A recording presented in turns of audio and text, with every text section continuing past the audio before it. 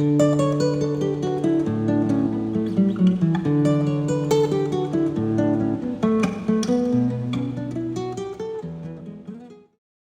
there. Good morning, good afternoon, good evening, good night, etc., etc. Tim Werner here, and I want to talk to you about the Microsoft Most Valuable Professional, or MVP Award. What is it? If you're a Microsoft specialist, you've probably heard of it.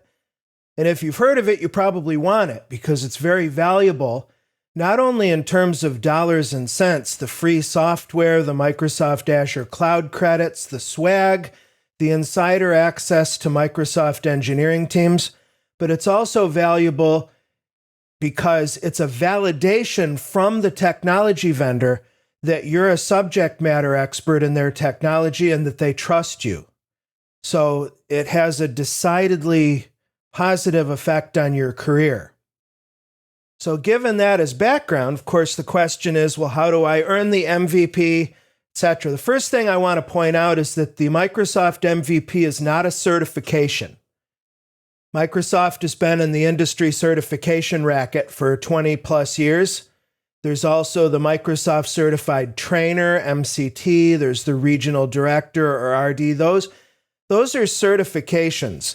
But the MVP is an award, which means it's something that Microsoft can choose to confer to you, but not something that you can earn by taking an exam or doing a certain amount of community service. The second thing I want to transmit is that the most effective way not to be considered for the Microsoft MVP Award is to try to become an MVP. That was something that was told to me by my old mentors many years ago. Because the bottom line is, look at it from Microsoft's perspective. Let's say you work on a product team in Microsoft Azure. You've got your software engineers, you've got your program and product managers and product marketing managers. All of these people are in touch with customers all the time because they need customers to help guide their development efforts. The MVPs come in as a collection of known experts who are willing to give. They're engineered for sharing, they're engineered for teaching, and they can provide Microsoft with two very valuable things. One, candid feedback, and two, more exposure and promotion, free promotion in a sense.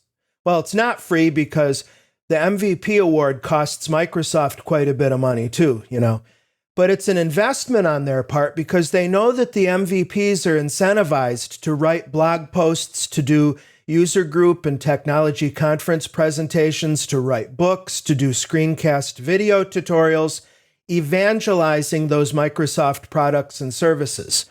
So the MVP is a symbiotic relationship that's beneficial for Microsoft as the technology vendor and the individual as a working IT pro. How do you get on Microsoft's radar is the more salient question. Well, you need to get oriented to a default mode of contribution. And what I mean by that is without doing everything for the sake of the gram, or no, that's something else. Doing it for the sake of the MVP candidacy. Give because you want to share. It's like I've talked about in this YouTube channel so many other times about developing your professional passion. If you found a certain part of the Microsoft technology stack to fire up your professional passion, then you'll be naturally incentivized to evangelize it. And especially if you determine that you have aptitude for presentation and technical writing and so forth, dive into it. Now, some people take a more direct route and they attempt to engage the engineering team and volunteer to do alpha and beta testing. Maybe you're active at GitHub and you're filing pull requests. If you're not a developer, I would suggest you go to Microsoft Learn and make contributions to the product documentation. Because ultimately, the product documentation is sourced in a given engineering and product team at Microsoft. And eventually, they'll begin to notice, hey, this Tim Werner person is saying some good stuff about our products. And if you show up on their radar enough, then you'll come up as a candidate for the MVP. Another thing to do in professional networking consideration is to develop relationships with existing MVPs, because the rules change every once in a while. Know that the actual mechanics of MVP selection is a highly guarded confidential trade secret. And honestly, I wouldn't tell you if I was told, but even when I was a Microsoft full-timer, I could learn very, very little about what the actual selection criteria are for MVPs. It's a nicely held secret. But at least at one point, I don't know if it's still the case, you had to be nominated by at least one existing MVP. So by developing friendships or at least cordial acquaintanceships with existing MVPs, it doesn't hurt to ask, would you mind nominating me? And that's another way to put your name and your face in front of those product teams at Microsoft. It doesn't have to be Microsoft Azure. If you do a Google search for Microsoft MVP categories, you'll find that there's plenty of categories. Excuse me, sorry about the coughing. There's plenty of MVP categories across all of Microsoft's products. Now, I suspect, given the depressed state of the economy and the fact that Microsoft has been on a hiring freeze for a while now, I don't know if they've lifted it. I'm no longer with Microsoft full-time, and that's another story that relates to the MVP, actually. But remember, finances are important, and if these product teams are really cost-cutting, that may limit their flexibility in the number of MVPs that they can assign or award. If you do get awarded the MVP, it's a one-year commitment or one-year arrangement. You're not obligated to continue volunteering, but it's definitely encouraged. And if you don't volunteer over that year, you're pretty much guaranteed not to get renewed. So you want to think about continuing your contributions in whatever form that is. Now, for me, I was in the MVP program for 5 years. It took quite a while to get on Microsoft's radar, but eventually it happened.